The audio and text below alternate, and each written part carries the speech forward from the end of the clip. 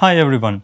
In this video, I'll try to share my opinion on why I think Fethullah Gulen is not behind the recent coup attempt in Turkey. I'll explain this with 4 reasons. 1. The Hizmet movement has been under a lot of pressure in Turkey, where a political witch hunt is happening against the Hizmet-related people and institutions. But Hizmet movement has a presence in 160 other countries. There are schools, hospitals, charity organizations, and dialogue centers around the world. A coup attempt by the movement would effectively act as a suicide for the movement, and its activities around the world will become suspicious. If the attempt fails, Hizmet would lose everything in Turkey and abroad, and even if it succeeds, it will still lose its legitimacy all around the world. Hizmet movement would become suspicious in other host countries. I don't think Gulen or Hizmet movement would do that.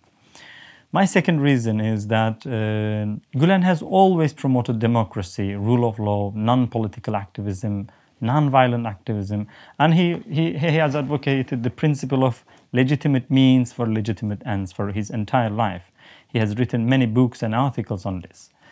Well, attempting a coup would mean abandoning every one of these principles he has ever held and meticulously advocated so far. So he wouldn't do this either. My third reason is that Gulen's influence in the Turkish army is minuscule at best. The Turkish army is known to be a stronghold for the secularist and Kemalist elites in Turkey. It's quite frankly impossible for many reasons for a religious group to take over, but I will leave these to be explained by experts like Bill Park, who are experts on Turkey and its military. Finally, Gulen does not have influence to convince masses politically. He does not have media support.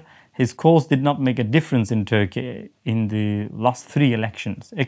The experts estimated his influence to be between 10 to 15%, but we witnessed that, in fact, it can be as low as 1%. So politically, it is impossible for him to do so.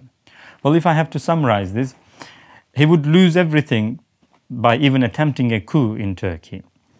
It's against his principles and teachings. And he doesn't have that capacity in the army to execute that.